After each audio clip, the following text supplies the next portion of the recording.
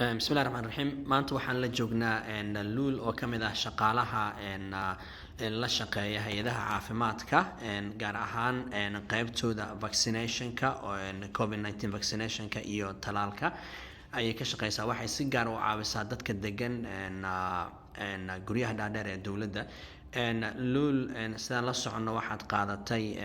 talaalka COVID-19 iyadoo dadka intooda badan ay ka baqaan marka ugu horeysa ma ii sheegi kartaa midkee qaadatay Pfizer ma single dose baad qaadatay mise double dose baad qaadatay double dose double labadiiba waad qaadatay iyadoo marka community-gu ay ka baqayaan talaalku inay qaataan maxaad u qaadatay adiga waxa uu qaat inaan tuso inay wax dhib la ahayn ee dadku wax dhib u geysanaynin dadku wax loo sheegay ay qaadanayaan ay dhab maleynayaan inay dhimanayaan dadka qaarkiis wax kale loo sheegay cabsi ay ka qabaan in ay arkaan inaan qaatay oo aan ku baraarujiyo ayagana inay qaataan waxba aanay ugu dhicin waxa kula dardaarmaa community-ga inay qaataan ay ka baqin waxa taxadar cala nafsi calashaan naftooda community-gooda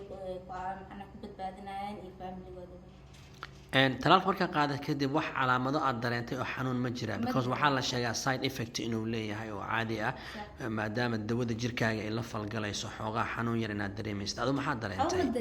maalintii labada meeshii la iga duray danqata kaliya wax kale ma dareemin wax qandhi xitaa adu maadan dareemin qaar ay dareemaan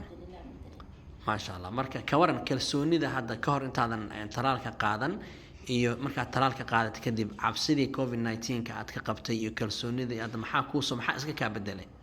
mar walba ilaaha horta wax badbaadin karo inkastoo dadaalkan iska fiican yahay laakiin hadda waxa aaminsanahay haddii aan labadii qaatay dhoos inaan macnaha full vaccinated ahay hadduu lacala igu dhacana si dadka kale istaalka galaan koomaha galayaan aan noqonaynin sidaas aaminsanahay maxaad kula talin lahayd dadka weli shakiga ka qaba oo diidan in talaalka qaataan iyadoo dawladdiina ay leedahay si dadka aan u fasaxno waa in dadka 70% ilaa 80% laba doos ay qaataan waay dawladda leedahay marka dad baa ilaa ahda weli diidan oo ka shakisan oo aaminsan in dhalmada ay wax u dhibayso ama ma arkaysa ay aaminsan yihiin in uu camera ama jeep inuu ku jiro vaccine-ka oo qofka hadhow meeshuu marayo xitaa jirkiisa la daawanayo